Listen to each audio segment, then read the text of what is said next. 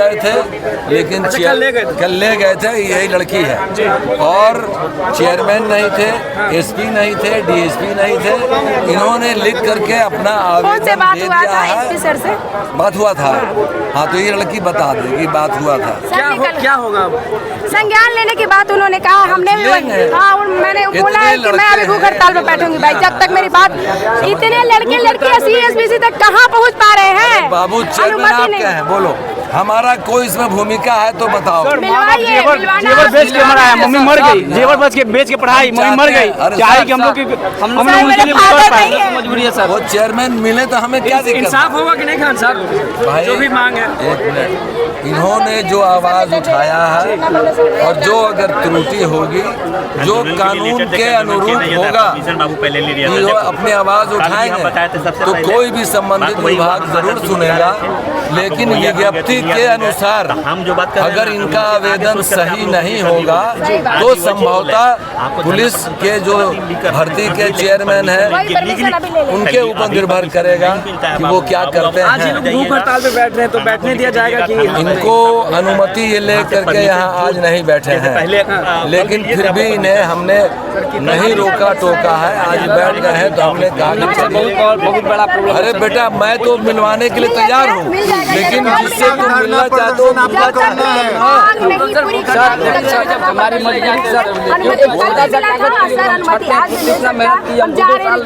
अरे भैया, मेरी बात सुनो,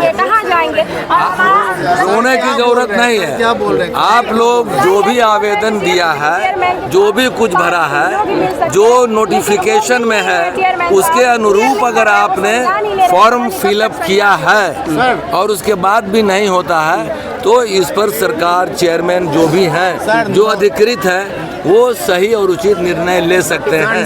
हम लोगों का, हमारी कोई भूमिका इसमें नहीं है और मैं किसी के बिहाफ में कोई वक्तव्य देने का अधिकार नहीं रखता हूँ। सर 9 दिसंबर से बहुत जल्द टाइम डीबी हो जाता है, ठीक है सर। और अगर 9 दिसंबर से पहले संज्ञान नहीं लिया गया तो बच्चे तो ऐसे ही तड़प कर मर जाएंगे सर। तो उनके संज्ञान में है।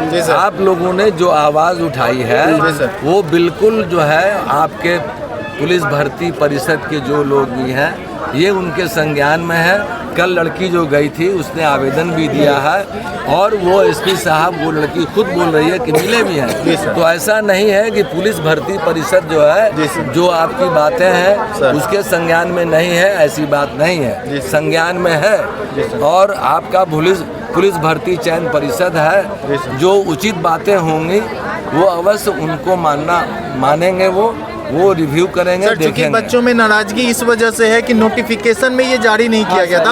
उसमें एक आर्टिकल दे दिया गया था कि 2017 और 2019 के आर्टिकल के तहत, और वो बच्चों को समझ में नहीं आता सर, थोड़ी क्लियर नहीं थी। और जब बिहार एसएससी का सर फॉर्म आया था उस टाइम पे बच्चे आराम से समझ गए, क्योंकि उसमें साफ साफ दिया था कि आप लोगों का एक मिनट, उस टाइम का आपको NCL EWS जारी करना है, तो बच्चे बनवा लिए। और सभी बच्चों के पास लगभग अक्टूबर नवंबर का ही है सर। इस वजह से बच्चे परेशान है क्योंकि क्लियर नहीं था नया वाला। आप जो एप्लीकेशन या मेमोरेंडम देते हैं, इन सब बातों का उल्लेख कीजिए।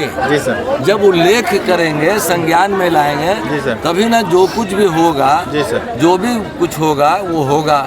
जब तक आप उल्लेख नहीं करेंगे, संज्ञान में नहीं देंगे, कुछ बोलेंगे नहीं, कहेंगे नहीं, तो जब तक बात नहीं बताएंगे कि हाँ इस तरह की नहीं थी, अगर कानूनी रूप से जो भी कुछ विज्ञप्ति में है वही मान्य होता है। सर हम लोगों को यहाँ बनाया गया, हम लोग यहाँ चुपचाप बैठे हुए, लेकिन कोई अधिकारी नहीं आ रहे। एक बात सुनो, पहली बात की यहाँ जो आप बैठे हैं अनुमति लेके नहीं बैठे हैं, आपको अनुमति लेकर बैठना है। डीएम कंट्रोल रूम से अनुमति ले लीजिए और फिर बैठिए। फिर कोई भी पदाधिकारी डीएम कंट्रोल रूम का आपको मिलवाएगा, वहाँ जो है पुलिस चयन भर्ती जो भी परिषद है वहाँ मिलवाएगा, प्रयास करेगा।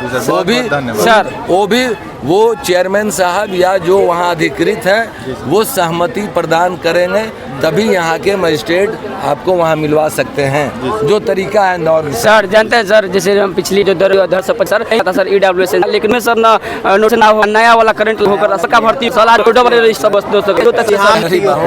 तुम काम के करो, हम ये कहते हैं सहमति हम है, लेकिन जो भर्ती जो प्रोसेस जो जाता है सब ध्यान से भरना समझना चाहिए। और एडिट का ये भी पहली बार बोली। आप लोग वेतन देते हैं, उसमें लेख कीजिए और संज्ञान में पुलिस भर्ती परिषद के संज्ञान में लाइए। सर इससे पहले ना 8400 पोस्ट का आया था भर्ती कांस्टेबल का, फिर 11,000 था सर। नया सर लगाकर ईडब्ल्यूएस सेंसर सब लोग लगे सर, लेकिन हम लोग को सर परेशान किया जा रहा है सर, पुराना मांग सर। ये बात है सर। पुलिस परिषद का या सरकार का बिल्कुल ऐसा विचार नहीं होता है कि किसी भी अभ्यर्थी को परेशान किया जाए।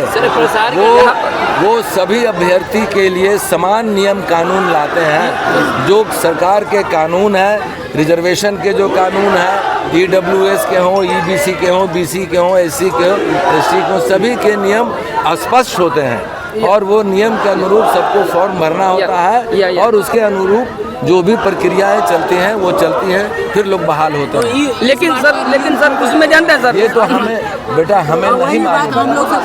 वहाँ पर सब देखिए तुम गए थे ना, लेकिन सर नहीं मिले तो कल अब बताओ, अगर वो जब है ही नहीं है तो कैसे मिलेंगे?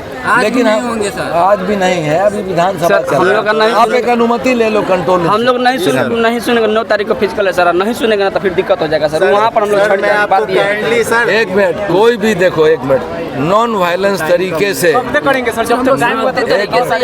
9 बहुत दूर है। नॉन वायलेंस तरीके से कोई भी अनुमति लेकर अपनी मांग से संबंधित आपको आवाज़ उठाना उचित है। नॉन वायलेंस तरीके से, समझ गए? हम लोग तो वही कर रहे हैं सर। अहिंसक तरीके से शांतिपूर्वक अनुमति डीएम कंट्रोल रूम से लेकर के यहाँ बैठिए, अपनी आवाज़ अपनी मांग उठाइए, कोई दिक्कत नहीं है। हम लोग भी प्रयास करेंगे, आज नहीं कल भी हम रहेंगे। 29 तक है, आपको हम लोग मिलवाने का प्रयास करेंगे। डोंट वरी, आप थोड़ा सा अगर मेहनत करेंगे तो अरे मैं आपके लिए हूँ, हमारी हमदर्दी है। आप मेहनत करेंगे तो हो जाएगा। बेटा हो, भाई हो, भतीजा हो। यस सर, जी बहुत धन्यवाद सर।